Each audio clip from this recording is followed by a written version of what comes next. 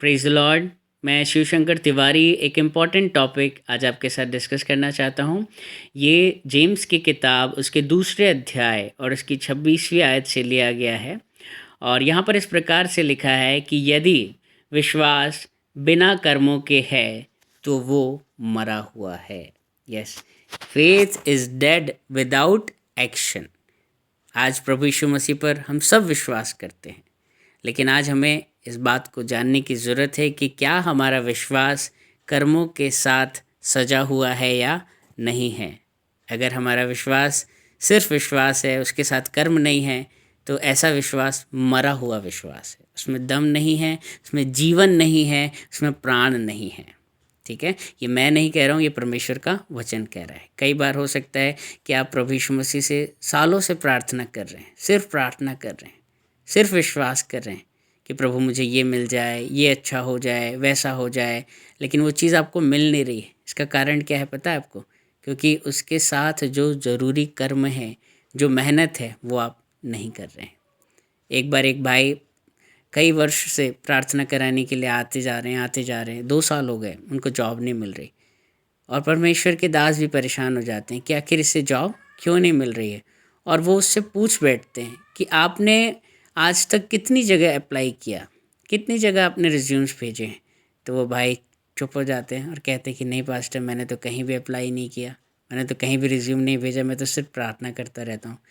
तो पास्टर भी अपने माथे पर शिकन देते हुए कहते हैं, भाई ये कैसा विश्वास है? आपने कहीं अप्लाई ही नहीं किया तो आपको क्या ऑटोमेटिकली कहीं से जादू से जॉब मिल जाएगी? क्या परमेश्वर कोई मैजिक की छड़ी घुमाएंगे और अपने आप ऑफ़र लेटर आपके पास उड़कर आएगा या चल कर आएगा? नहीं, ये गलत है। ऐसा विश्वास रखने के लिए परमेश्वर आपको नहीं कहते। परमेश्वर कहते हैं कि विश्वास को कर्मों के साथ सुसज्जित करो, तब वो एक जीवित विश्वास बनेगा, है ना। हम देखते हैं कि इज़ाक को परमेश्वर ने 100 गुना फसल दी। कब दी? ऐसी दे दी क्या? 100 गुना फसल एक दिन रात को वो सोया और सुबह उठा और उसके सामने 100 बोरे रखे थे क्या? नहीं। इज़ाक ने अकाल के समय भी बीज को बोया, विश्वास के साथ कर्मों को किया, और परमेश्वर ने जहाँ उसे, आप कह सकते 1 बोरा फसल मिलनी थी, उससे परमेश्वर ने उसी ज़मीन से 100 बोरे की फसल, कह सकते 100 गुना फसल दी। यस, उसने कर्म किया और उसका प्रतिफल उसे मिला। इसके साथ हम देखते हैं कि जब विधवा स्त्री को परमेश्वर आशीषित करना चाहते थे एलीशा के द्वारा, तो उन्होंने ऐसे ही उसे, कह सकते हैं, नोटों की गड्डी लाकर या बहुत सारे पैसे या धन लाकर नहीं दिया परमेश्वर ने।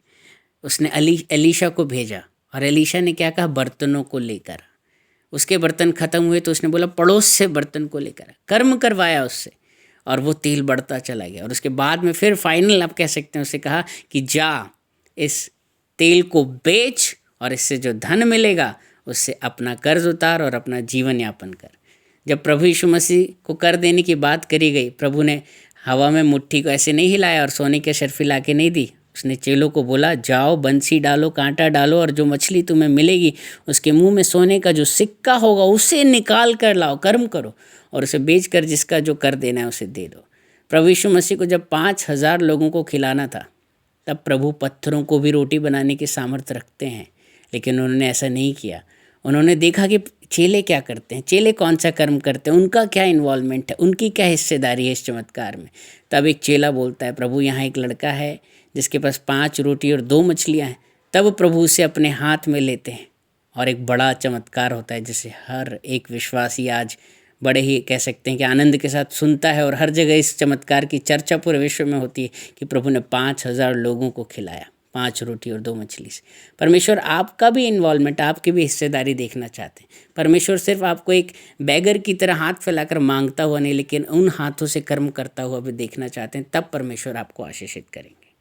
प्रभु इस वचन के द्वारा आशीषित करें। आपकी कोई प्रार्थना निवेदन है, आप मुझे 6395893171 पर भेज सकते हैं। कर्म करें, विश्वास करें, दोनों इनमें से अगर कोई भी एक चीज़ की कमी है तो आप सक्सेसफुल नहीं होंगे। Praise the Lord, praise the Lord.